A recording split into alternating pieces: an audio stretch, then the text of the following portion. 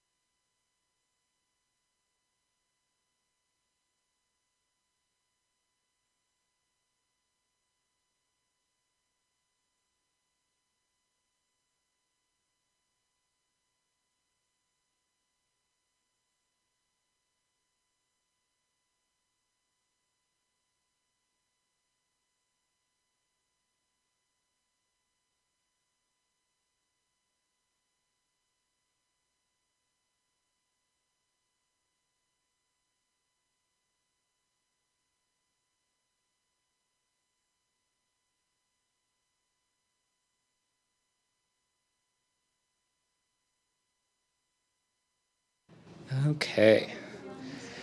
Good evening, everyone. I think we'll get started here. So my name is Dylan, and I work here at the library. Unfortunately, Rachel Crocker, our director, was unable to be here today. But I know she, just like the rest of us, is very excited to be partnering with the League of Women Voters to put on these events. We look forward to doing this every year, and this year is no exception. So we believe that these forums really connect with our mission perfectly. We believe to build meaningful connections, to inspire growth, to cultivate curiosity, and to enhance community. We want to first thank the League of Women Voters for all that they do by putting these forums all together. We also want to thank Kaylin Brooks for making sure that these forums run smoothly and for everything that she does. We believe that these forums are a vital asset to our community, and so we are glad to be a part of putting these on. I would also like to thank the library staff who help put these together and make sure that everything runs smoothly and that they can be watched online. We believe that this is a value to our community and to all of the participants here. Because of this, I want to just go over some logistics. We are streaming this live through the library YouTube page, so that is why there's a camera right in the middle of this seating. Please be aware of that. Try not to block it if you have to get up or anything like that. We'd also like to mention that there are microphones, so please make sure that you speak directly into them. They're helpful for the people in the room, but are especially important to the people watching online. So please just make sure you're speaking into those. And next, I will turn this over to Lynn Apina to the League of Women Voters. Thanks.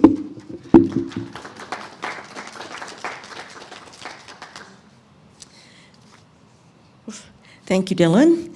And my name is Lynn Apina. It rhymes with pina coladas. And I'm the president of the League of Women Voters here in Laramie. Welcome to the last of our primary forums. I almost posted something like, it's the last chance you have to be at a forum, but no. First of all, I too, yeah, yes. There we go, I'll heard that. All right, so on behalf of the League, I too want to thank the library, our other partner. It's been wonderful, especially this year. So if you've watched one of these in previous years, you'll know that the quality of the video is so much better. People have been telling me, and I think so too, and it's up, it's posted almost immediately. Anyway, so thanks to Dylan and his pal who's on vacation, that would be Riley Shogren, and of course, Rachel. I too want to thank Kaylin, who has been with us for the primary season. We don't know how much time she might spend with us during the general election. She got a job, a real job, although we paid too.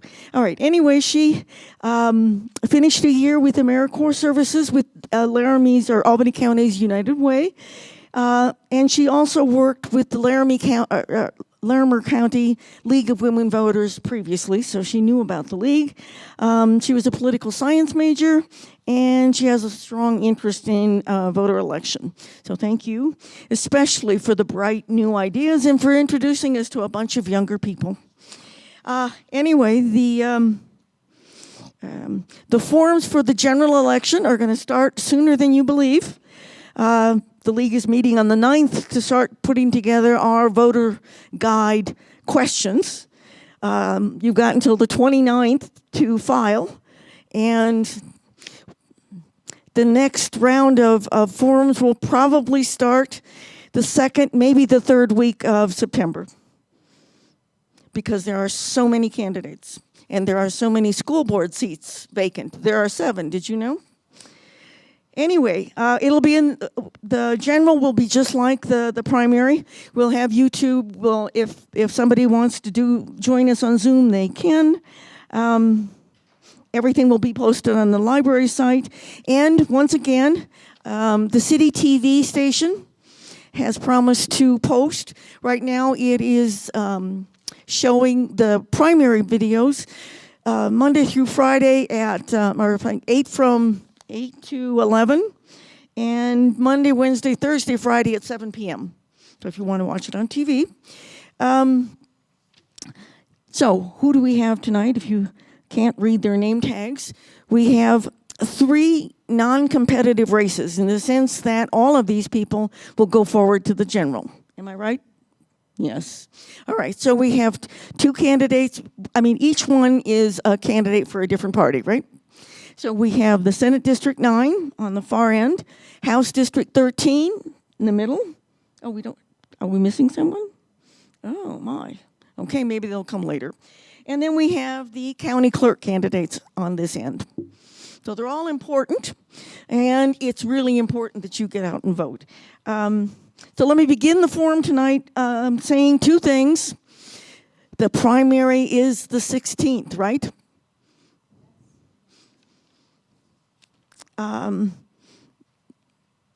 From 7 a.m. to 7 p.m. And a few of us in this room have already been trained to be election judges. So you just might see us again.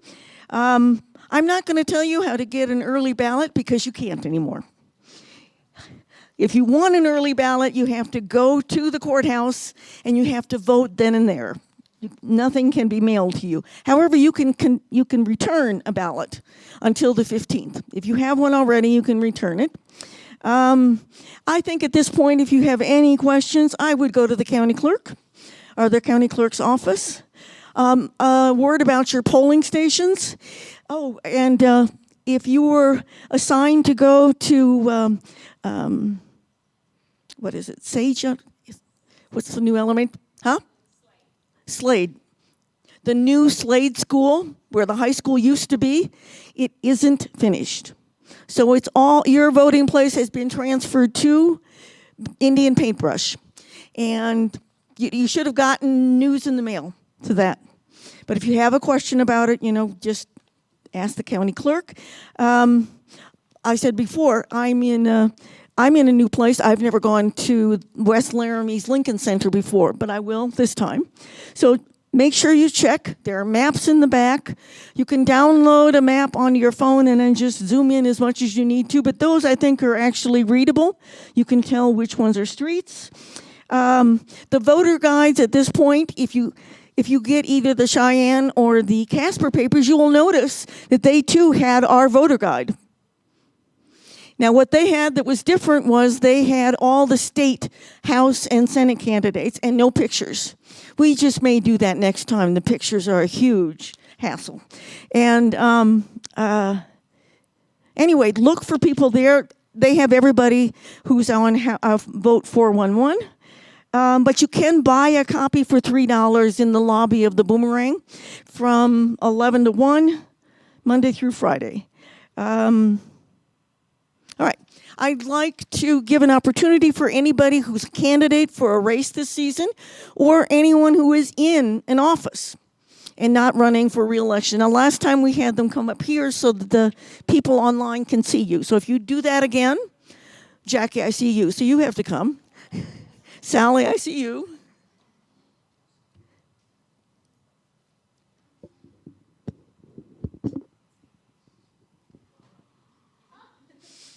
Yes, Mr. Newman, you have to come up here too. Anyone else? So introduce yourself and tell us what office you're running for or occupy. I'm Sally King, and I'm running for Albany County Coroner. Brandon Newman, City Council, Ward 2. I'm Jackie Gonzalez, your Albany County Clerk. And Lynn, I'd like to make one correction to the comment that you made. You can request an absentee ballot and have it mailed to you up until Monday or through Monday, August 15th. If you come into the office and make a change to your registration or want to register to vote, you are required to cast your ballot. What is it that ended last week? Actually, there is a 14-day cutoff. So if you came into the office at the end of business on Monday or prior to the end of business on Monday, you could come in and make a change, but you weren't required to have to vote. Thank you. You're so welcome. Glad you're here. And we have a fourth candidate. Good evening. I'm Chelsea Matthews, and I'm running for Albany County Assessor. Anyone else out there?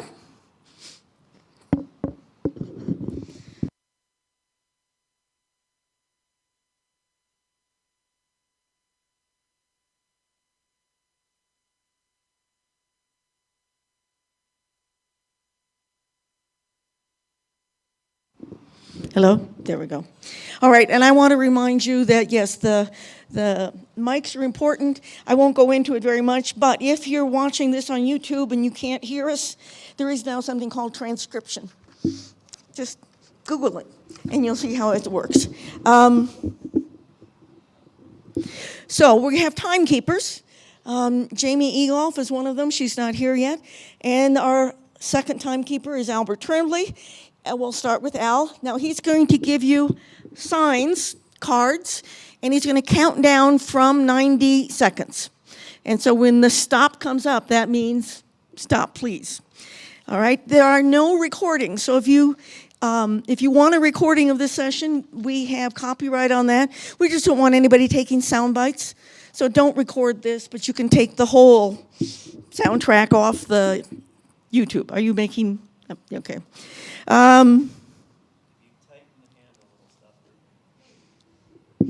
They've been tightening it all night. Well, see, it's still not tight. Be your personal assistant. Thank you. All right, so something about the questions. We've had a lot of questions about those questions. And let me just say something. Our questions come from the League of Women Voters Voter Services Committee. I happen to be on that one. The state and the local, we get together for hours and hours and debate new questions that we make up. People can send us questions, and they often do before that. Those questions often go into the voter guide. Now, where do we get our questions besides from ourselves and our friends? We get them from old voter guides and old forums, and we make copies. Now, this year, I just typed up a bunch of questions. I have 13 pages of questions that have been used this primary season so far. And I've mailed them to a couple of people who've requested them. If you would like one, just let me know and I'll mail. It'll be more than 13 pages when I'm done. But the moderator, who I'll introduce here in a minute as my helper, the moderator has a lot of latitude, discretion. She can combine questions, she can skip questions, she can rephrase them, she can change the time on them. Anything she thinks are appropriate is appropriate. And Carrie is back by popular demand. We had people flooding into us. Where did you get that person? Why doesn't she do all of your forums? All right, so let me introduce our very popular Carrie Bennett. Carrie Bennett is a facilitator and a mediator in private practice here in Laramie. Carrie's past clients include federal agencies, city governments, labor unions, universities, school districts, nonprofits, and small businesses.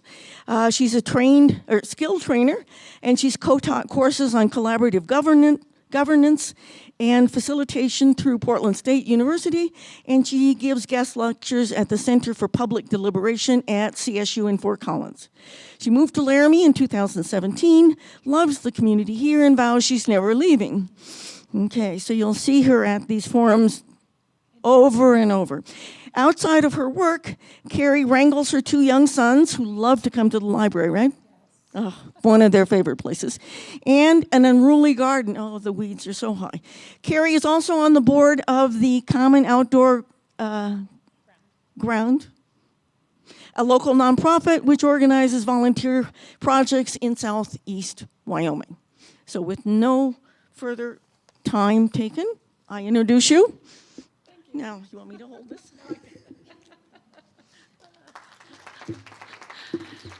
That was the kindest introduction for somebody who's supposed to be in the background, because you're here to see them. But thank you for that. I appreciate it. A note on questions. There are little pads of paper and pencils around in the audience. And so you can add new questions to those. And I don't know, do you want folks to raise them up and you'll bring them? Cool. So instead of having everybody making the path up here. Just hold them up and somebody from the league will grab them. I already have a hefty stack of them, so I know in advance I will not get to all of the audience questions. We will get to as many as possible. And one of the reasons we're strict about time limits is to get to as many questions as possible. So just know that if I don't ask one of your questions, it's not personal. I'm just trying to prioritize what I think will be most relevant to voters so they can get to know these candidates. And afterwards, I think we have some mingle time. Is that right? So after this forum, we'll have some mingle time and you can ask the candidates questions directly in that time. And I might mention that your questions might become general election questions. They are meticulous about saving these things, so I can't throw any of them away, and they'll keep them for the next time around. So with that, what are the other things I need to remind our candidates?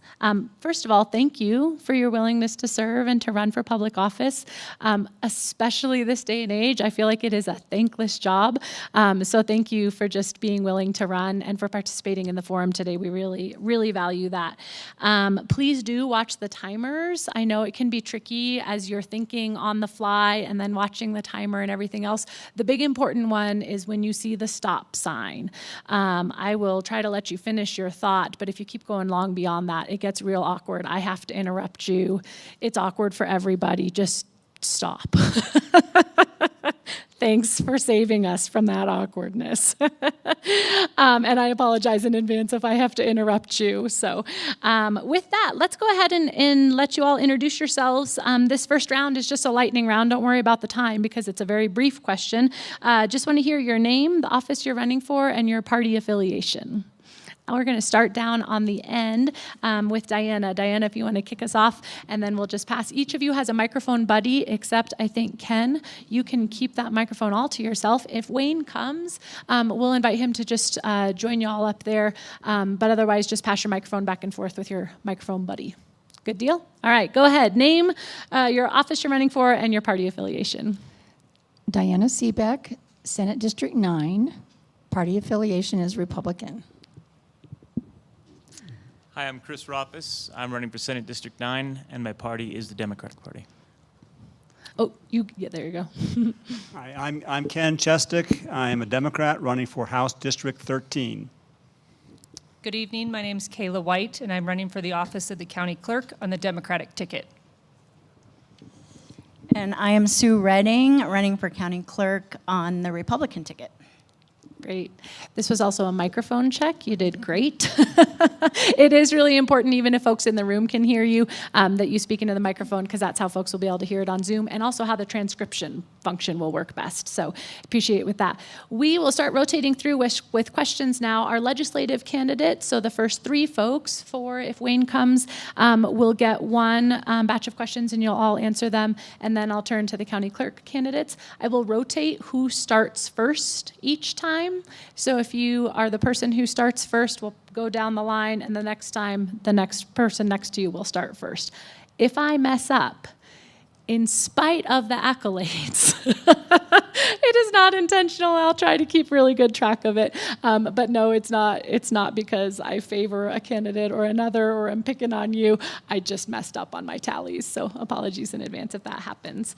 Diana, since you started us off, I'm going to go to Chris for our first answer for the legislative candidates, which means Diana gets to answer last on this one.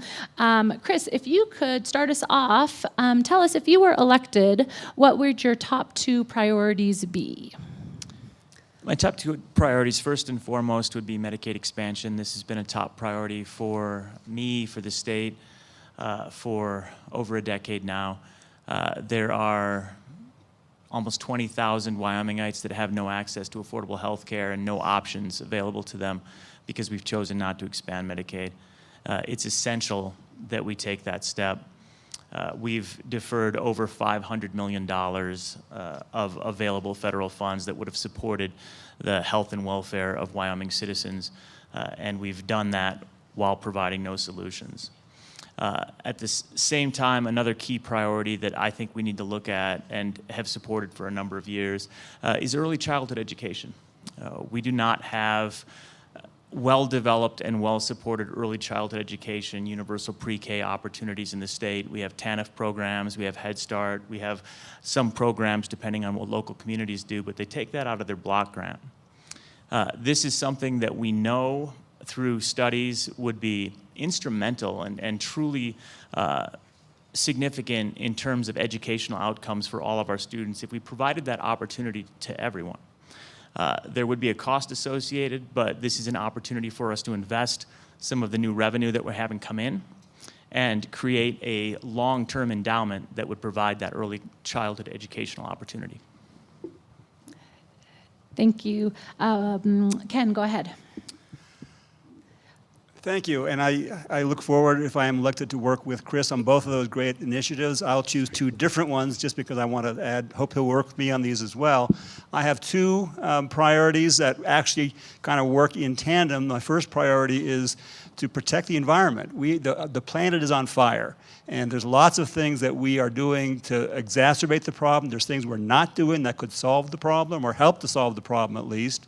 So everything we need to do is we need to think about what is the impact on the environment and how can we mitigate the damage that's being done and try and reverse the problem that we have. The second one is related to that, and that is to diversify the Wyoming economy. We've been through this cycle of boom and bust because we're so dependent on fossil fuels and the extractive industries. What if we were to diversify our energy sector to be more green energy friendly? Two of our best renewable resources for green energy are solar and wind. Do we have sun around here? Do we have wind in Wyoming? Of course we do, and we could rely on those and help nurture those industries, not only to help work on the climate problem, but also to diversify our economy and generate new sources of revenue. We can take coal rather than burn it. We can try and find ways to turn it into building materials, carbon fiber, graphene, other forms of coal bricks. We can do all kinds of things to try and still use coal, but not burn it and put that carbon into the air. Thank you very much. Diana, same question to you. What would your top two priorities be? I believe that on the other side of the spending is the budget.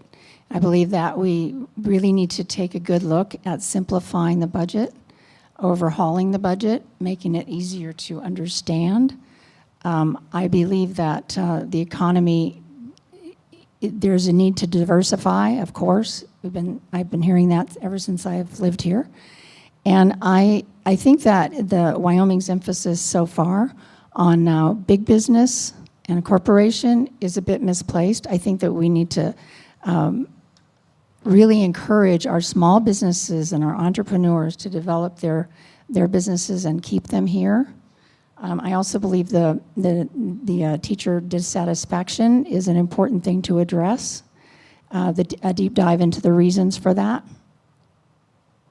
And substance abuse issues. I think that substance abuse and our lack of mental health services are really important detractors from the quality of our workforce and its ability to contribute to the economy.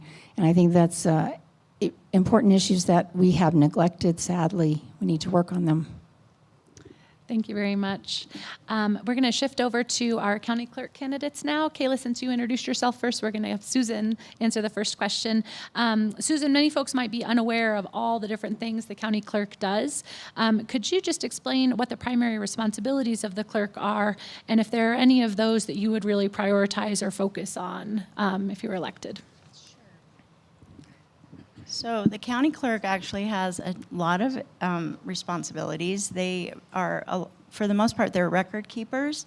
So they deal with land records, auto titles, marriage licenses, and also they help the county clerks out with taking care of the minutes for the county clerk office, but they also are the main election officer for the county. So that's a hugely important responsibility for them. So, within those, are there any responsibilities that you would really focus on or that are a particular area of passion or focus for you? Actually, there are several. Actually, can I go into You've that? got 60 seconds, and I'll Okay. probe more later. Okay. Well, I would really like to see a lot of the, I like to see more of an online presence for the county clerk. So I'd like to be able to see the public be able to access county clerk functions online. I'd also like to be able to see the 3 offices in the court kind of come together so that we don't have people standing in many different lines to get their work done. So I'd like to find a way to bring the treasurer, the assessor, and the clerk together to serve the public better. And I also have a lot of things I'd like to do with the elections. So. Thank you. Kayla, same question to you if you want to elaborate or on the clerk's duties and where you would focus or prioritize. Thank you. Of course, Sue had explained a lot of the things that the county clerk does. They have an immense amount of responsibilities. Adding on to that, you know, they issue liquor licenses. They do the payroll and the payables for the whole entire county. They're the county budget officer. I don't even know. It would probably take me all night to do all of the responsibilities that the clerk has. Some of the things that I see moving forward that can help is, and Sue also mentioned this too, is giving more information about what we do online and on social media. I think it's really difficult for customers to come in and try to do a car title, and it's frustrating for them when they don't know what they need. The information is not always readily available, so I think getting that information out to the customers and to the public, and we can do that via social media, the website, or by going out and speaking to certain focus groups on information that would help. That's what I'd like to see. Thank you. That'll work. Thank you. All right, turning back to our legislative candidates, and we're going to start with Ken for this one. Can you, sorry, I had an audience question. I was going to jump in. This is a bit of a big picture philosophical one, but I think it can be useful for folks understanding your values. What do you see as the purpose of government? Yes, the purpose of government in my mind is to create a level playing field for everybody, so everybody can thrive in the ways they're meant to thrive. Government should not be telling people what to do with their bodies or forcing them to do things they don't want to do with their bodies. Government should, however, support people who have aspirations and goals. They should level the playing field and make sure that money does not drown out the voices of individuals. I have been working for a very long time on getting money out of politics because the large corporations and big donors are drowning out the voices of ordinary citizens. And the legislators, therefore, can't hear from all of us and don't know what it is we want. They're doing what the big corporations want, and that is not government's job. Government should not answer to the corporations. Government needs to answer to individuals like the people sitting in this room. And anything I can do to uplift individual voices and listen to you and listen to what you need and make sure you have the space you need to thrive, that is the role of government. Thank you. Thank you. And Diana, same question to you. What do you see as the role of government? I believe government is to be a stabilizing force in the society. Our government at the national level is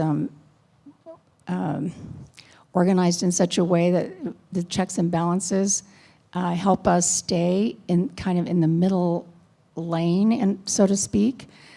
Changes, people want changes, government or businesses want changes, people want restrictions, et cetera. Our system works in such a way to keep things flowing reasonably and predictably.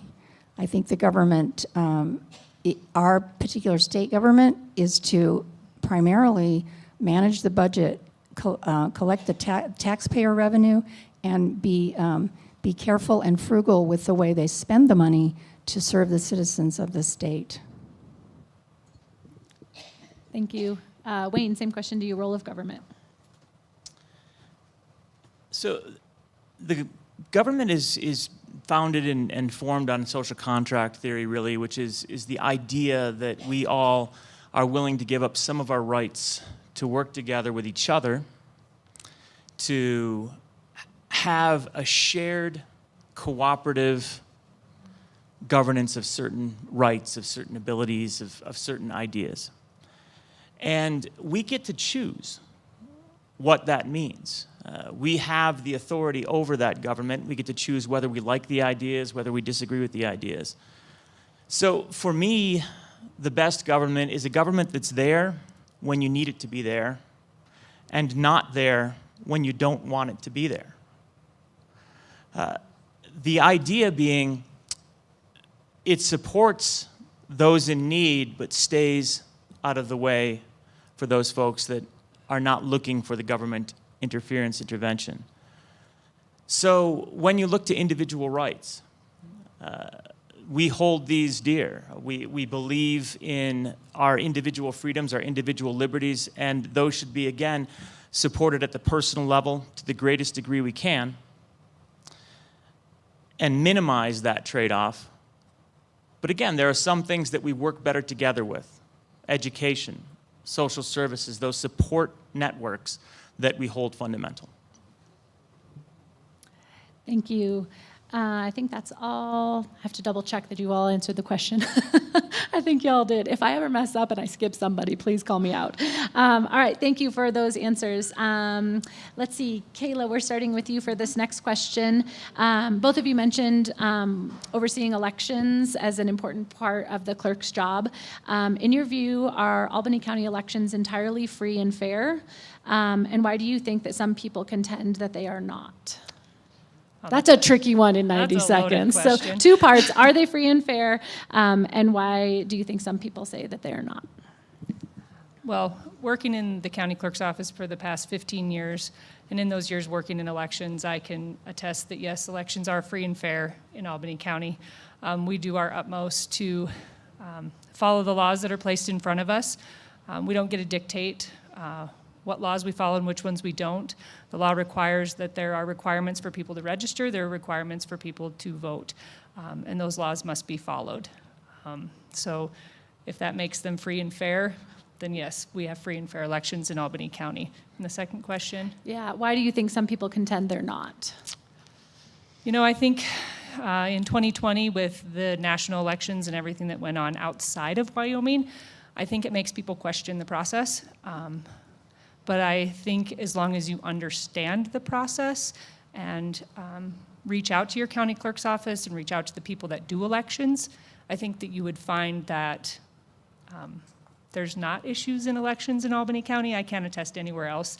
I can only attest to what happens here. So I would say that I think with the way that elections were in 2020, it probably draws a lot of questions for everybody. But I think as long as you reach out to your people that work in the clerk's office and know the process, understand the process, it makes it, you have more confidence in the process. Thank you. Susan, same question to you. Are they free and fair, and why do some people say they aren't? Okay, and I would say that there's a lot of questions as to whether they're free and fair right now. I will say that I believe the Albany County Clerk's office does an incredible job. But there's things outside of the, I think, control of the county clerk's office that I'm just unsure if they're even being looked at. So, and I think that's where people wonder, you know, what's going on. And I think the problem is as we wonder these things, we don't really get answers. We just get, well, we're, you know, everything's good, you know, there's not a problem here, nothing to see. And so some of the things that I think really need to be looked at, I know that, for instance, the compiling machine is internet capable, and I've been told it isn't hooked up to the internet, but there are ways for people with nefarious thoughts to get into backdoor protocols in those machines. And I think that needs to be, I think that needs to be looked at. And honestly, I think every machine that deals with elections needs to not have any equipment in it that allows it to be hooked up to the internet. And honestly, that would bring a lot of confidence back, I feel like, to the elections. So that's what I think. Oh, and so I think I answered both of those questions, yeah. Thank you. Great. Moving back over to our our Senate and House district candidates. All of you have touched on healthcare in one way or another in your answers. We have all been through a lot these last couple years, and they always say hindsight is 20/20, right? As you think about the ways that Wyoming tackled the pandemic at multiple levels, right? Multiple decision makers, are there things that if you were serving in the legislature, you would push for that Wyoming would have done differently in the last 2 years? So I'm going to give you a second to think about it because it's a big question. Over the last 2 years, leaders have had to make lots of difficult decisions at lots of different levels. With the benefit of hindsight now, is there anything you would have pushed for the legislature to do differently in its response to the pandemic? Take a second. Don't start the time yet.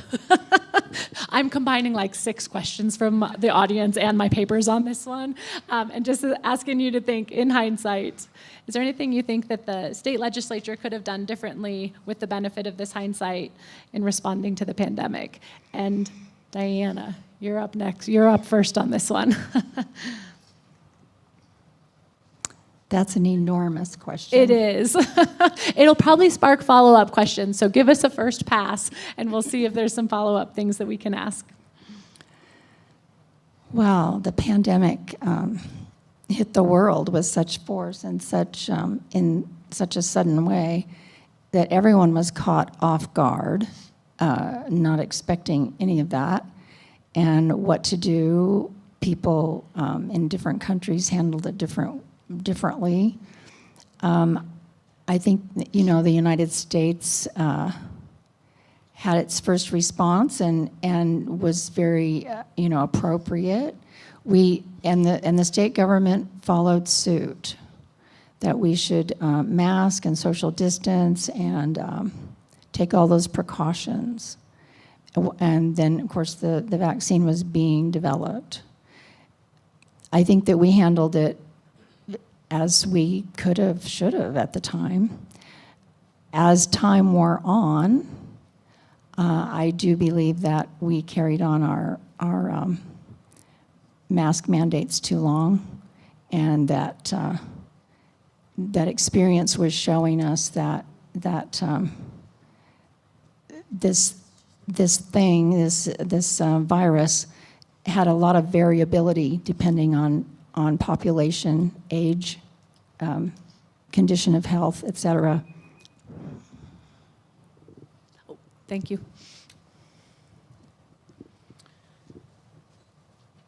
So looking back at what the legislature did and didn't do, and it's always easy to, in hindsight, second guess a little bit and come up with better ideas on how we could have done things. The reality is it was a hard time, and there was a lot of challenge during that time. So yes, were there things we could have done? We didn't do a particularly good job with communication from the state level out. That could have definitely improved. It picked up over time, but early education and making sure that we were communicating from the state level out through the counties and to the public, I think that could have gone better, but I don't fault anyone. It just was what it was, and it was challenging. We didn't necessarily do as good a job with housing and rental support as we could have. That too was challenging, and it was something we missed in the first special session. I don't think we did a particularly good job there, or of supporting some nonprofit communities that could have provided better support. But realistically, I think the state of Wyoming handled it very well in that it had a lot of confidence in its local communities, in differences among counties, among school districts, and it invested in those responsible actors to try and do what was right locally. And to the extent that that was carried out, I really think Wyoming did about as good of a job as we could have hoped for, and I'm happy with the way it was handled. Thank you. Ken, same question to you. Thank you. In March of 2020, when this whole thing blew up, initially I was the chair of the University of Wyoming Faculty Senate, so I was getting pulled in daily, hourly to different meetings, so I was part of the response at the university level to figure out how to deal with this. It was not easy. that changed daily. But I do think that the Governor Gordon, did a pretty good job of managing it. We were all struggling. We were all flying blind. The analogy of building an airplane while you're flying it, I've heard that many times. But what I would make sure that we do, and I think we did this, is trust the science, at least initially. We started to get away from that later on, but initially we trusted the science, and we trusted the scientists who knew how these viruses spread, and we took all the precautions we needed, and we were able to hold off the worst of it in Wyoming for a long time, longer than many surrounding states. We did a pretty good job, but later on, politics started getting involved, and when politics gets involved, things get weird and not usually very good. So one thing I would not do is I would not try and pass a bill that handicaps the health department or overrules the health department or subjects the health department's decisions to overruling by a political body. That's a bad idea, and we should not be doing that. Thank you very much. Appreciate you all fielding a difficult question and doing so with grace to acknowledge the difficult situation that we are all in, are still in some ways. All right, to the county clerks. I have so many interesting questions for y'all. It's very difficult to pick them all. I'm gonna switch gears a little bit away from the election-focused ones and just give folks a way to maybe get to know you and the way you problem solve. Can you please describe a difficult work situation that you have experienced and describe how you handled it and whether you were successful, what you learned from it, or how you would carry those lessons into your role. So describe a difficult work situation within the confines of what you can speak about confidentially, and if that was a case, how did you handle it, and what would you take from that experience into this position? And Susan, I think you get to go first on this one. Okay.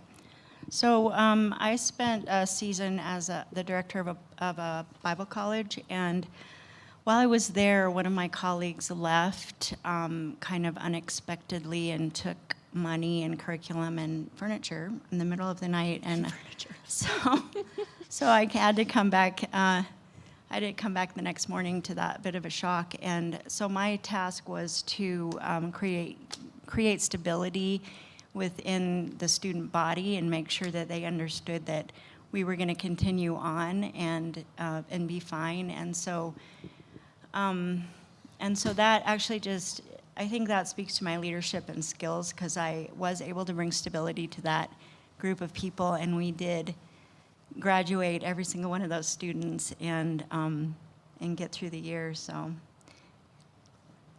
yeah, I'm sorry, I wasn't looking at the time.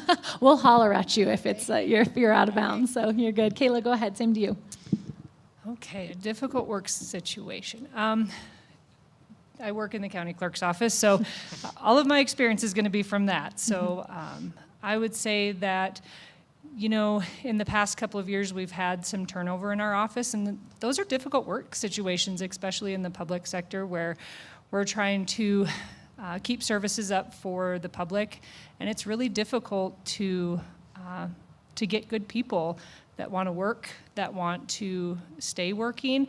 It's a big learning curve in the county clerk's office, and it's not just you can walk in the door and know how to do the work. So it's really honing in on our training processes and the way that we do things in the office, so that when we get somebody trained, we try to retain them. And that's looking at salaries and other things that we've done actually this year in the county. But that's a difficult work situation. It's hard to retain people. And like I said, in the public sector, the salaries are usually not as high. It's harder to retain people. So I think looking at training and keeping people benefited with good benefits and good salaries has been difficult, but it's been successful as well. Thank you, Kayla. Turning back over to our legislative candidates, several of you have touched on budgets and revenue in your answers before. Chris, we're starting with you for this one. Can you describe to us what, if any, measures you would propose to generate future state revenue or otherwise stabilize and improve the state's budget situation? This is a huge topic and probably needs more like 3 hours of discussion, so quick overview. 90 seconds, Right, man. I know, 90 seconds. I know. We need a comprehensive overhaul of the entire tax structure in Wyoming. We really only tax coal, oil, and gas well. Everything else is either disproportionate or de minimis or inequitable. So there aren't single answers to this. I honestly would support just about everything. So if you're wondering, would I support a personal income tax? Yes, under the right circumstances, if it was progressive. Would I support changes to sales tax? Yes, if that was progressive and appropriate. Would I support changes to property tax? Yes, I'd actually like to see that more equitable so that we give relief to lower income people that are struggling with increases while simultaneously providing additional revenue from those that can afford to pay extra. And that's not the end of the list. There are so many more areas where Wyoming does not tax. We are dead last in the country in nearly every classification of taxation, last place, with the exception of mineral extractive industry revenue. We don't tax manufacturing, for example. If we had new manufacturing entities come into the state of Wyoming, we wouldn't make any revenue off of them. We don't tax them in any way other than the property tax for the industry that they're putting in. We can't diversify the economy if we don't diversify the revenue structure. Thank you. Ken, same question to you. Thank you. I agree with Chris. I do think that the budget process is pretty bizarre in Wyoming. The number of different accounts that we have, the different boxes, the different buckets we put money into, and then we try and predict that certain funds go to certain programs, and that means that if one particular form of taxation falls, that program suffers, but they don't have any way to recover from other sources because of the way we budget. It's crazy. We need to have a bigger general pot of money to be able to allocate appropriately to where the needs are. In terms of increasing tax revenue, I touched on that in my first response, and that is diversifying the economy. If we could, and there's research projects going on at the university right now that would help us take coal and do some value adding. We can turn it into building materials. We can turn it into graphene. There's a demonstration project right now going on for coal bricks. If we could monetize those industries, then those industries would be generating value that could be taxed. So it helps not only green up the economy, but it also would generate a new source of revenue. There's all kinds of creative ideas I would like to see explored. Thank you, Ken. And Diana, same question to you. Well, I have no doubt that the tax structure needs to be overhauled, but I think the budget really needs to be overhauled first. I think that the opposition to more taxes, different taxes in the legislature overall would be met somewhat by overhauling the budget first. Like Ken said, there's so many places that the money goes, and it's very difficult for the legislature to keep track of any of it. It's a very enormous and cumbersome process. So I think that needs to come first, and I do think that then our tax structure also, property taxes need to be either capped or some way controlled, that they don't rise so quickly that our citizens can't keep up with them. I'm not in favor of a personal income tax. But I think that a diversified economy does, of course, provide more opportunity, and there's lots of ways that we maybe stifle new industry coming in. And yes, I mean, should they pay their way? And should we just figure out ways to make the tax structure more equitable? Yes. So. And I think that encouraging our small business would be a real and value added to our agriculture industry. That we need to look at ways to value add to that industry as well. Thank you, Diana. That was perfect timing. Excellent work. Y'all are doing an amazing job, by the way, on the time. I appreciate that. A note to audience members, I'm getting some questions that are directed at a specific candidate. Any question that comes in, I'm going to direct to all of them. And so if there's something really targeted for one person, would invite you to just ask them afterwards. And I'll try to pull out some general ideas that I could ask of everybody, but just know if you're asking something to a specific person, I'm going to ask them of all of them. So just know, sorry, if that wasn't clear before. All right, to our county clerk folks. A lot of folks are focused on the free and fair elections idea, and we have a really specific question that's related to electioneering. It sounds like there's a specific Wyoming statute that governs what can or can't happen at polling places with buttons, shirts. I don't know. I'm hoping you all do, because folks want to know, while the statute is what it is and not up to you all to decide, what ideas do you have regarding electioneering and at polling places, and generally speaking about making sure those elections are free and fair for folks. And we are starting with Kayla on this one. Perfect. So in regards to electioneering, there's been some changes in how many, it used to be 100 yards from every polling place, that you couldn't have signs. You're not allowed to wear t-shirts, buttons, hats in the polling place. I think it's a good thing. I don't think it's a place for a candidate to campaign is in a polling place. If you would like to have a bumper sticker on your car, obviously we're not going to tell you to take that off at the polling place.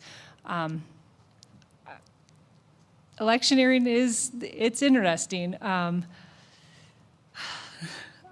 think it's okay to have signs, but I'll stand by that I don't think electioneering should be in the polling place, because I don't think that I just don't think that it's the place to campaign. I think the campaigning should be done outside of the polling place. Thank you. Susan, same question to you. Yeah.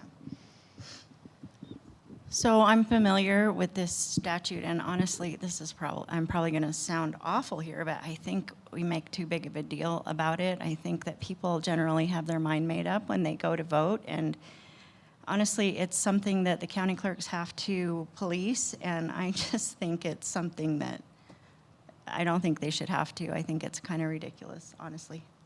I just think it's ridiculous, but it's the law, so we have to. So I'm going to just move on from there and talk about some other things that I think would help to secure the elections. I know that there is a way to audit ballots that come into the office, but I think that we need to come up with a way to audit absentee ballots, those that come in versus those that come out. I really am not a proponent of the drop boxes. I think there's been some interesting documentaries out there about how many bad things can happen with a drop box, and I think we just need to get rid of them. There's really no need for them.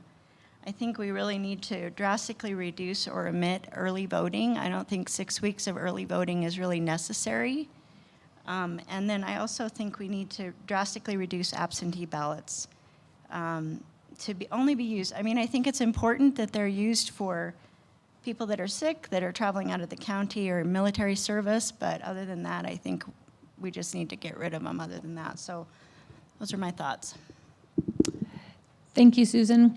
To our legislative candidates now, Ken, we're starting with you. Can you describe what you think the proper role of the legislature is in overseeing both secondary and higher education? So both for looking at curriculum and those types of decisions in K-12 education, but also with the role of the university. Thank you. I think that the legislature needs to trust the teachers who know how to teach and know what to teach. I think that education should be apolitical. I know I keep my classroom, I'm a professor at the university, I keep my classroom free of politics. I don't try and indoctrinate my students, nor should a high school teacher or a secondary school teacher do it, but I trust them not to. I don't think they're doing it. I think they know the subject matter, they need to teach it, and the legislature should not assume that they're doing something that they're not.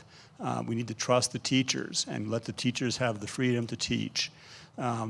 This whole controversy about critical race theory, the current and former superintendent of public education both are against it, and they're trying to figure out a way to stop it from happening. It's not happening because it's not appropriate for that age level. It is taught in law schools. I know that. I teach in a law school, and it's appropriate to teach it there, but it is not being taught in the lower levels. And therefore, I think the legislature needs to trust the teachers to do what teachers do best. Thank you. Diana, same question to you. Role of, repeat it, please. Yeah, you bet. And sorry, I was going to tell y'all, if you forget a question, it's always appropriate to ask me to repeat it. What do you see as the proper role of the legislature in overseeing education? And if you want to mention both for K-12, but also for the university.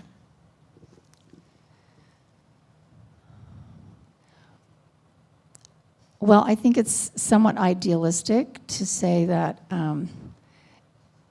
that all teachers adhere to high standards of being apolitical in their classrooms.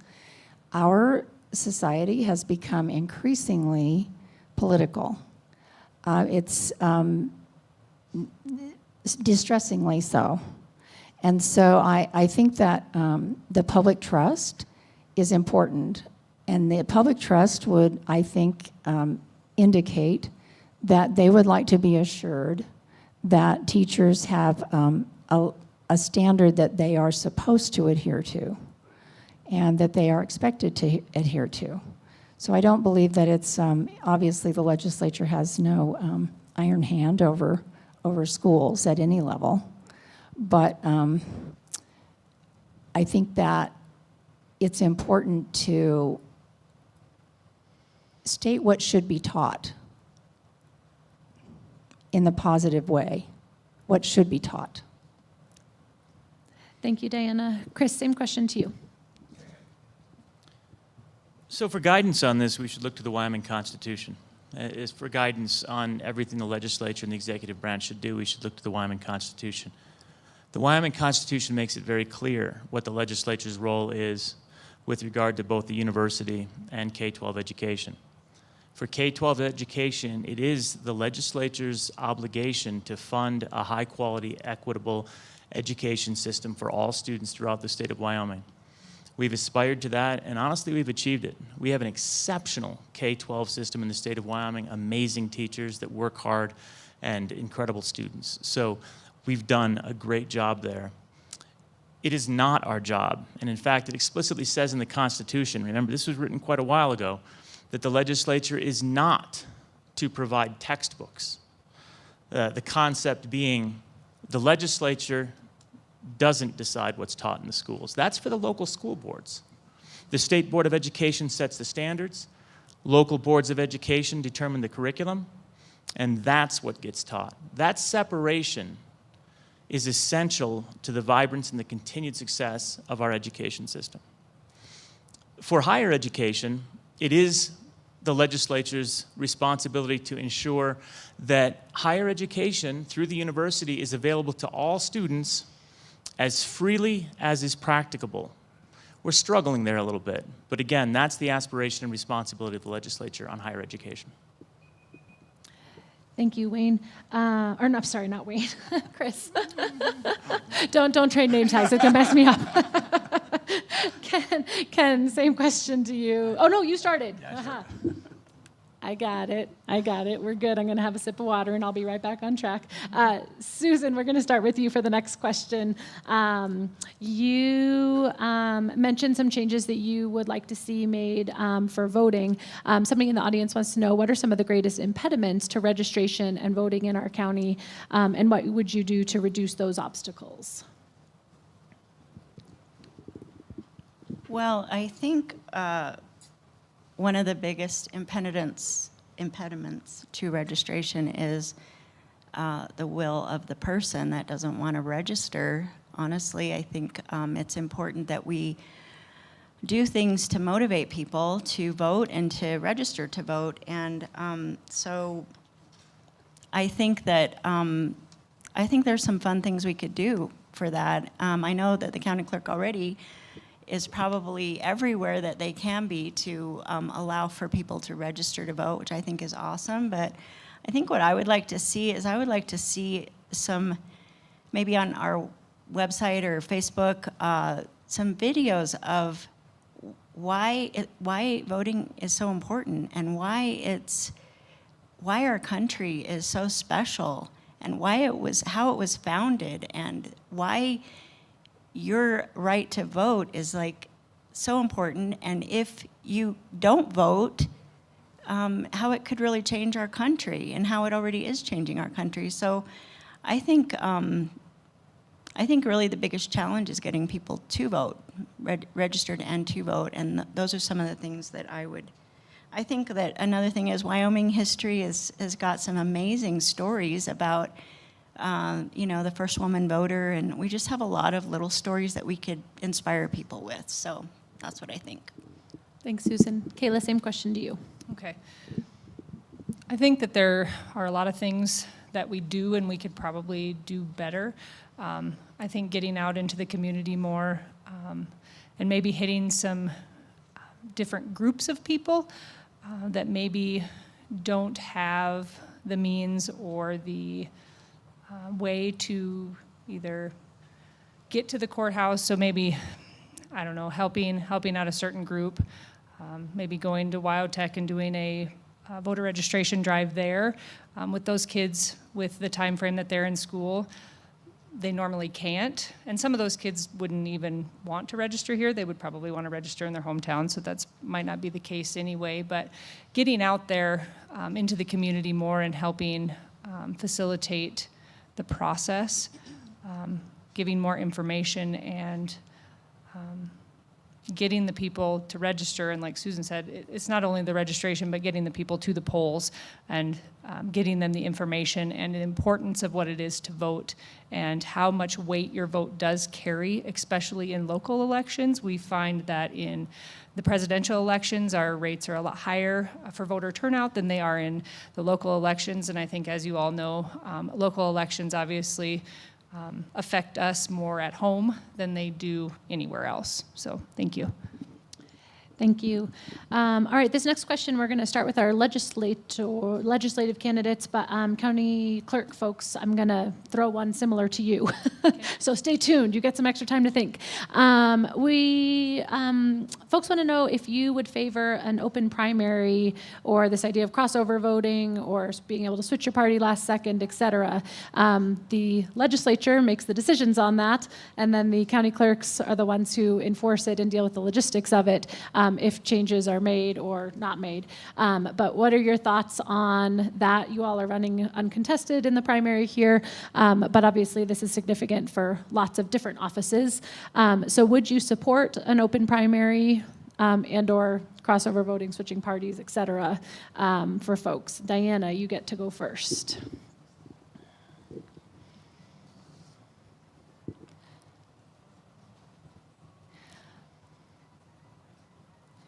I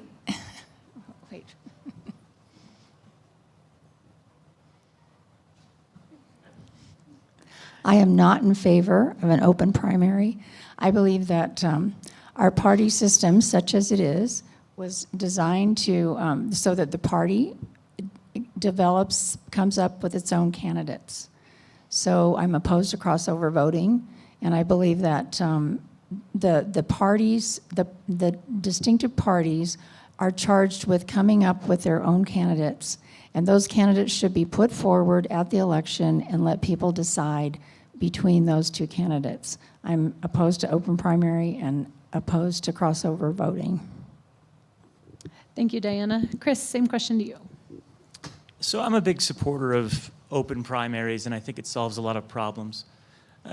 Elections are not supposed to be about clubs and teams. They're supposed to be about everyone having access to vote in every election that matters to them. Our system doesn't do that right now. There's a good reason why we have this original first past the post type election system, but it's not necessary any longer. We can do better. An open primary would provide everyone with the same ballot to begin with. If you look to what other states have done, like the state of Washington and California and recently Alaska. They provide the opportunity for the top vote getters, regardless of political party, to advance to the general election. So everyone gets a vote, perhaps a ranked preference vote or a approval vote, something in the primary that selects the top candidates, and then provide the opportunity among those top candidates for everyone to vote.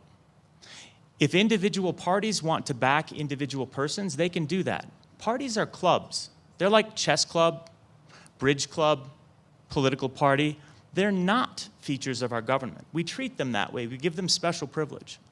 The idea that certain parties are better than other parties in the eyes of the law is probably a violation of the Equal Protection Clause, realistically. We need to get partisan politics out of government, out of the government's role, provide open access to everyone to the same ballots, and let the parties do their own work independently. Thank you, Chris. Ken, same question to you. So I have never registered as a Republican. I don't want to do crossover voting myself because I'm a Democrat. But I do understand why a lot of Democrats this cycle have crossed over, because there is whoever wins the Republican primary is likely to become our representative, and that person will represent all of us. So to the extent that in some races, the winner of the Republican Party is the odds-on favorite to be their representative, they want a say. And I agree with letting people have a say in who that person is going to be. As Chris said, the parties are not part of the government. They are clubs. They're independent private organizations. Allowing for crossover voting, allowing for some unique forms of voting, runoff elections or ranked choice voting or other forms of creative voting that allows consensus to be formed is a good thing. We've all bemoaned, and we've heard from the dais up here already, that we're too partisan. The partisanship is destroying the state and Wyoming and the country, and allowing for crossover voting or same-day registration or other forms of creative voting, all of that tends to moderate the positions taken and encourages candidates to reach out to both sides and be less partisan. That's a very good thing. Thank you. So similar question to our county clerk candidates. And Kayla, you're going to go first, knowing that you all don't make the rules, you just enforce them. But the audience wants to know what your thoughts are on crossover voting or an open primary. That's an interesting question.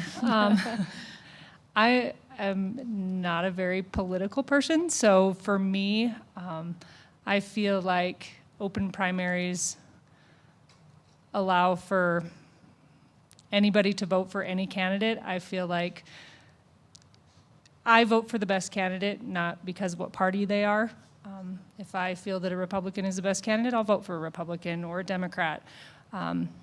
I think that in terms of the crossover voting, I think if the law allows it, I think people have the right to do it. And until the law says that they can't, then they shouldn't. I myself am not a crossover voter. That's just, I'm not. But I feel like until the law dictates whether or not I can or cannot do something, I won't. But I do think that giving people the ability to vote for the candidate that they choose is the best candidate and not by the party that they have is probably best. Thank you. Susan, same question to you.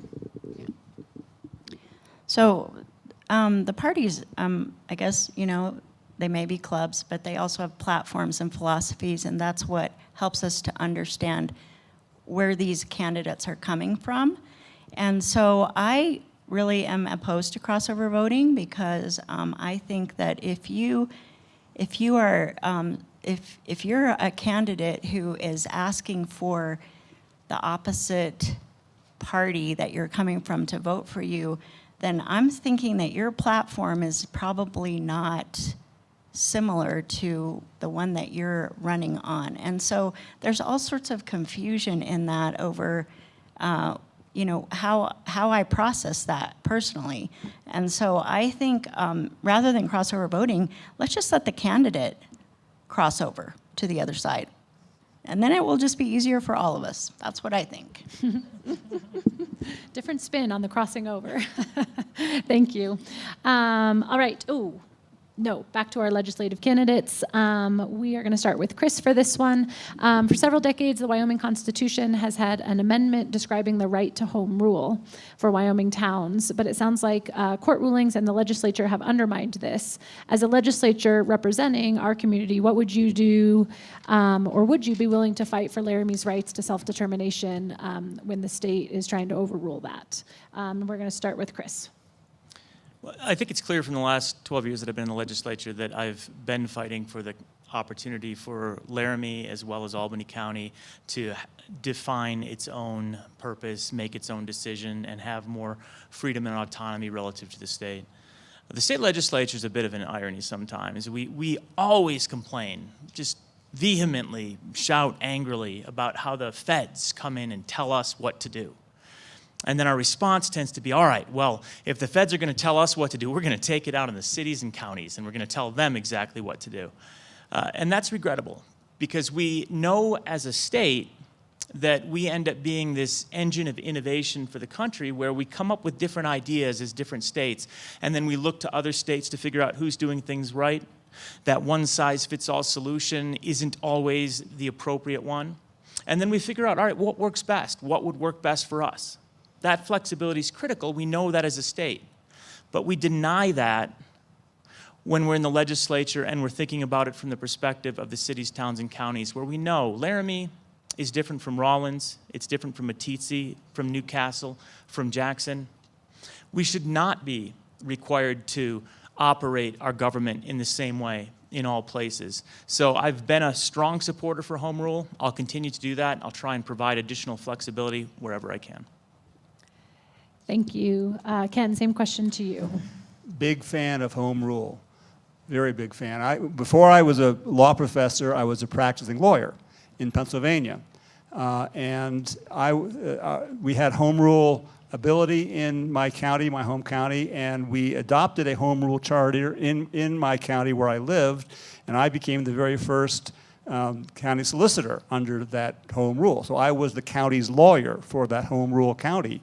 So I have direct experience in a home rule government, and from what I could see, it worked very well. I thought it was an excellent system, and it allowed for experimentation between counties, and I'm a huge fan, and I would be very supportive of anything we can do to make sure that home rule is a reality in Wyoming. Thank you, Ken. Diana, same question to you. Well, I have to agree. I would be a strong proponent for home rule. I don't see why cities and local towns should be dictated to by the state, as we don't want to be dictated to by the federal government as a state. So I think that I really believe in Wyoming's people, their ability to solve their local problems, their local issues. I'm always trying to ask questions that are going to distinguish you from one another. So the fact that you all agreed in many ways on that is very disappointing to me. It means I'm not doing my job. All right, I'm going to start with our county clerk candidates, but I'm going to pitch a similar question to the rest of you, so give you the benefit of extra time. Folks can already see if you've answered in the voter's guide or on vote411.org. Is that .org? I think it's .org. Your qualities, trainings, experiences, etc. I'd like you to take that to the next level and describe if you have a superpower, a human strength of something that you just know, even maybe since you were a little kid, that you are really good at this one thing, and that probably has propelled you in your professional life, or your home life, whatever it is. Tell the people, what is that superpower, and why will it be an asset to you in the position that you seek? So don't give us your resume. Tell us what is your superpower and how that will help you be the most effective, whatever position it is that you're running for. And Susan, you get to start us on this one. Okay. So I think my superpower is that I really love people, actually. So I think that plays out well both for the public and for my staff. And so with that, I am always looking for the best way to serve the public. I love to interact with the public. I love to find the most efficient ways to get things done. And for the staff, I want to see them become, the very best that they can be. I want them to, I believe that everybody has things that I guess really destinies maybe is a good word for it. And so it's my heart's desire to help people find that for themselves. So that would be, that's one of the things that just motivates me, is helping people get to where they want to be, both the public and the staff. So that would be my superpower. Thank you, Susan. Kayla. All right. So I am a natural helper. I am in 10 different places and 10 different times. I probably do it to a fault. I feel that helping others also helps me. I love what I do. I work really, really hard at it. And you can probably ask any of the staff that I work with that I'm on the front lines. I want to see everybody succeed. I want to see the office be the best that it can be, not only in my personal life, but in my professional life as well.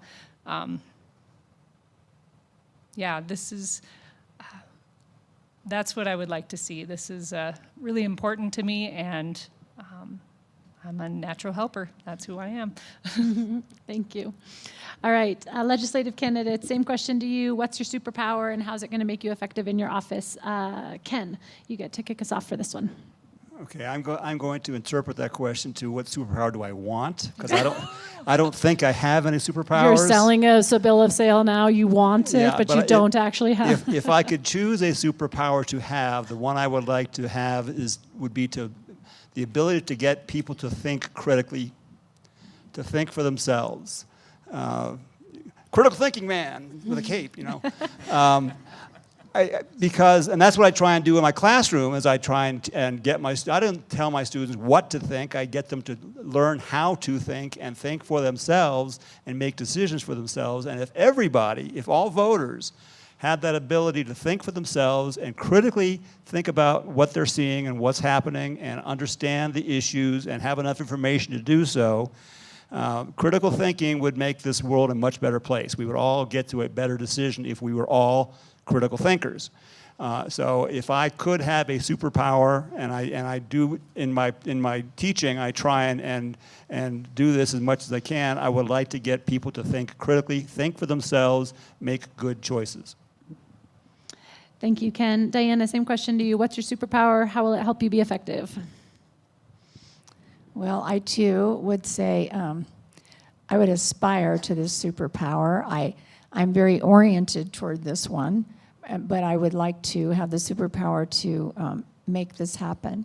And that would be for people to actually dialogue with each other, where they would actually sit down and say what they're thinking without fear of any kind, and they would share their opinions, share their viewpoints, come to not necessarily consensus, but come to actually better ways to do things. We think of things we hadn't thought of. We have new ideas when people actually dialogue and talk about things. Issues, challenges.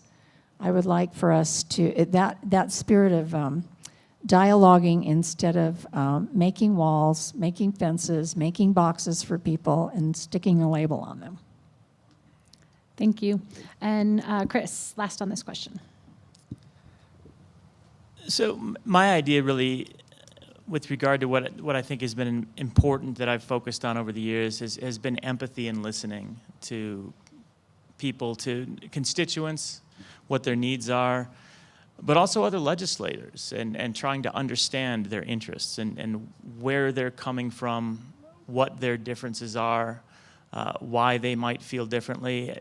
And I think that empathy and the ability to listen really is the key to finding common ground and finding areas where people can come together and compromise.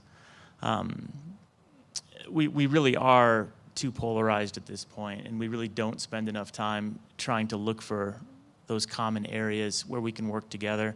But traditionally, over the past decade plus, that has been a strength of the Wyoming legislature, is people reaching across the aisle or to different locations around the state, or people of different backgrounds, and trying to find ways to work together to solve problems.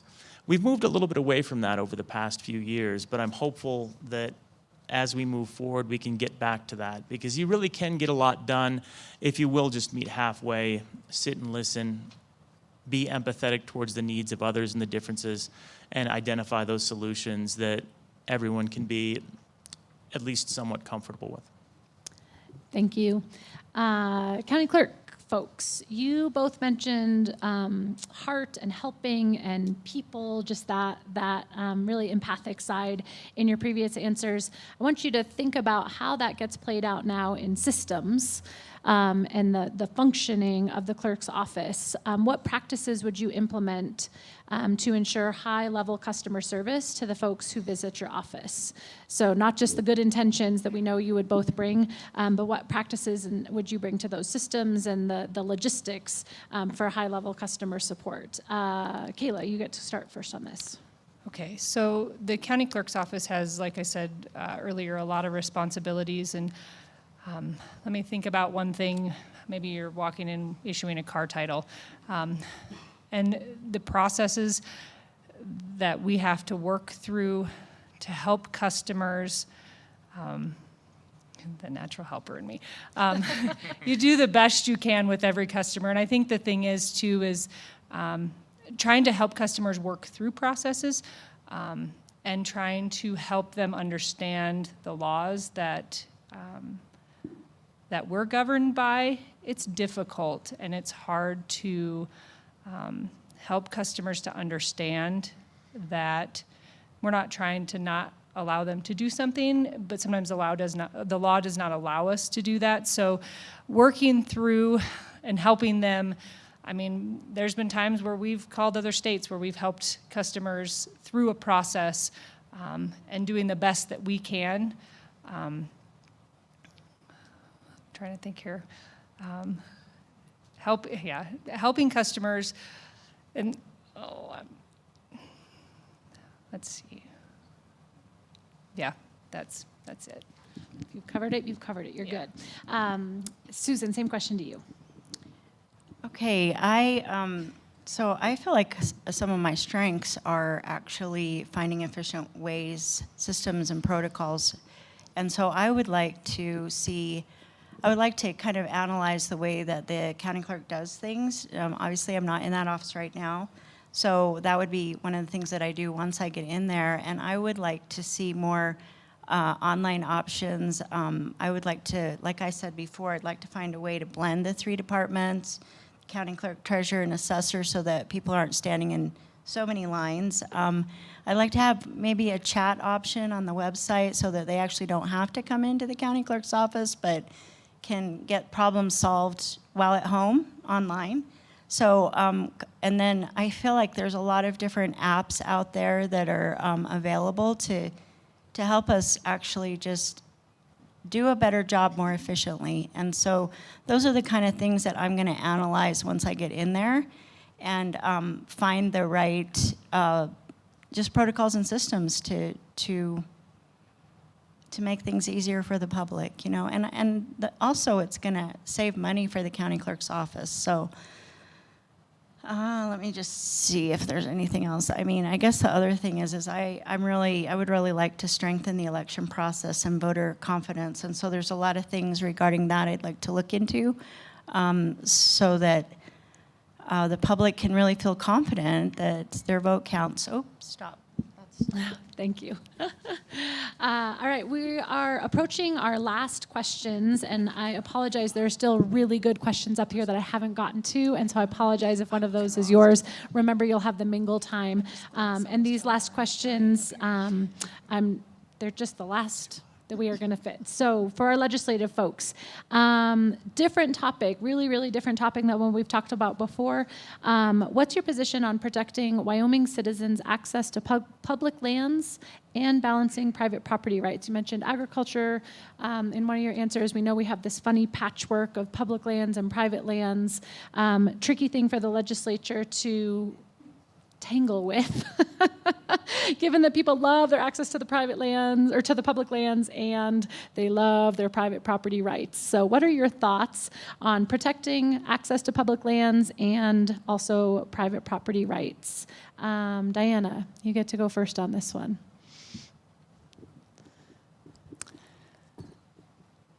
Private property rights are, of course, very important in our Constitution, in the U.S. Constitution. Balancing the public's access to public lands is important too.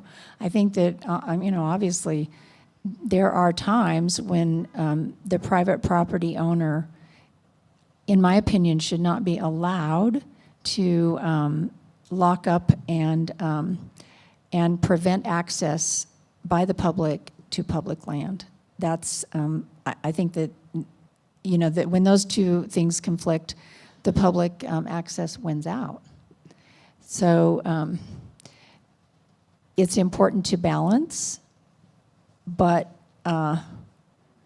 both things have to be taken into account, and it's very difficult to, somebody will see themselves as losing, however, we have to share, right?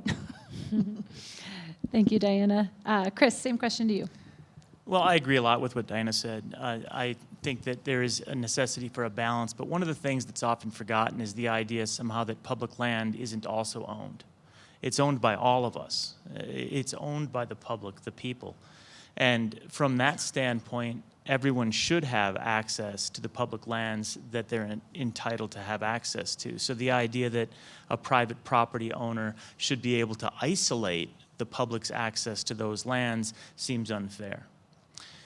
So as we look to specifics, we look to the corner crossing circumstances that occur in the state, whether corner crossing is or is not legal, and there's some contention right now surrounding that.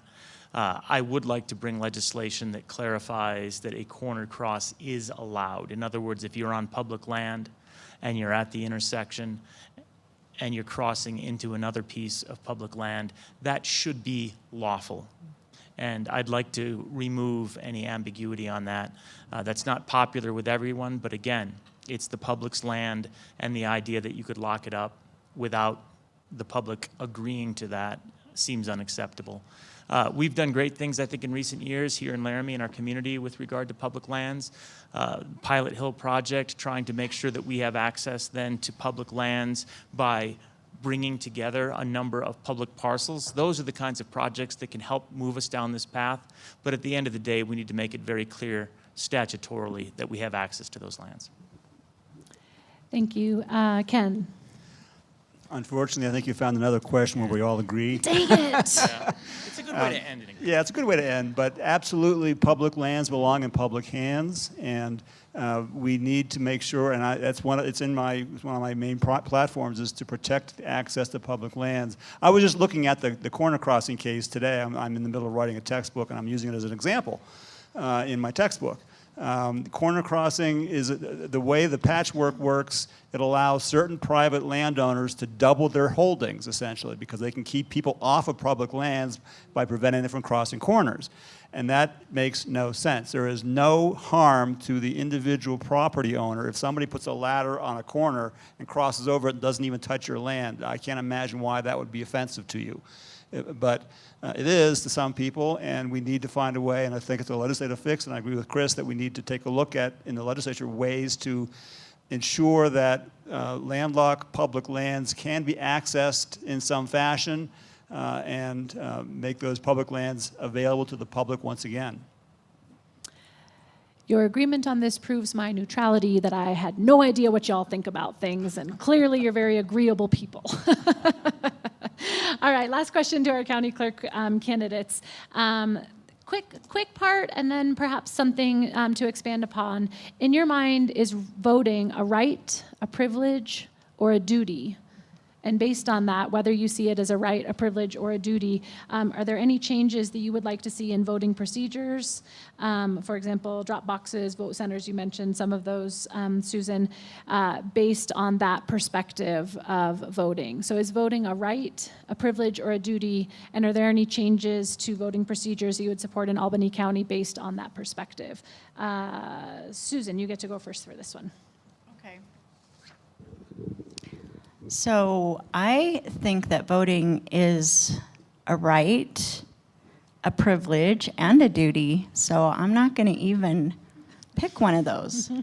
And so to answer your question, I think you're asking, shouldn't we make a way to make sure that as many people as can vote? And I think, yes, that's true. However, for many, many years in our country, we didn't have drop boxes or early voting, and people still voted. So, and I think it was because they understood they had a right, a privilege, and a duty to vote. And so on voting day, they got their butt up and they went to the polls and they voted.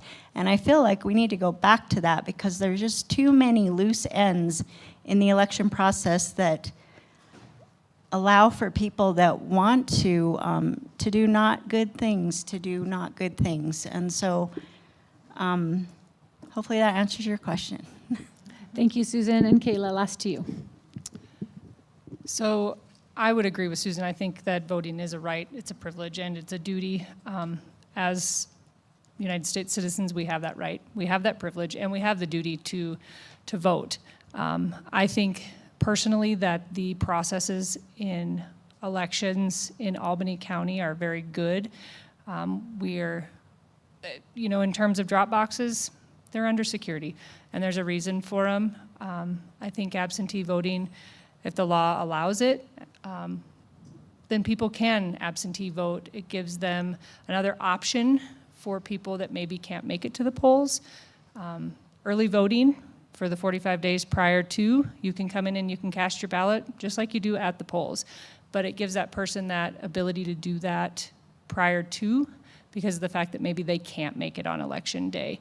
And I think that it also maybe helps with voter turnout because more people are able to in terms of the fact that maybe they don't have the ability to do it on election day. So I think that the processes in Albany County are good, and I think that they are followed through and they're good, and I think that that's what it is. Thank you. I'm going to turn it over to the League of Women Voters for closing remarks, but before I do, join me in thanking these folks for showing up, for running for office. And candidates, if you could join me in applauding for the audience for showing up and caring about our democracy. Amazing work. Thank you for coming. These are my favorite events. They are so heartwarming to get to know the people running for office, but also to see the people in our community who care so much. Apologies for all the questions that I didn't get to ask. Please stay and pepper the candidates with those questions. And before you go, we've got some closing remarks and reminders from the League, so hang tight.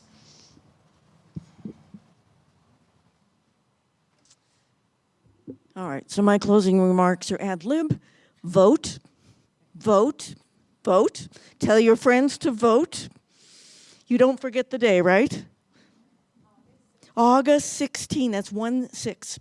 All right, and if you want to look at any information about voting, whether you're thinking primary or, look at that, you see it's primary or general, something might be on the table. Thank you.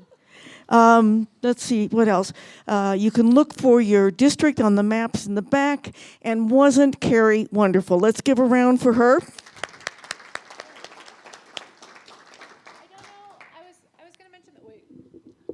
I forgot to mention, I don't know what happened with Wayne not being able to come today. We thought he was going to be able to be here, so apologies that he wasn't. Check on 411.org or in the voter guide in the Boomerang. I'm not sure if he answered questions in there, but if you'd like to get to know his stuff, he will be going through the general election and hopefully will be at a forum then. So just apologies for that. Wayne. Oh, well, that means we have 2 people who are coming in the general. God, I'm not sure. Anyway, thank you so much for coming. The attendance has been wonderful. The number of viewing, we count that. It's been great. And I don't think we've ever had, well, except for the posting about the pillow guy visiting Wyoming, we've never had so many likes and followings. There are almost 1,000 of them. So I thank you for looking it up and making sure that you're here on time, and look again for September. So go vote, have a good time, and thank you so much. Mingle here while you're still here.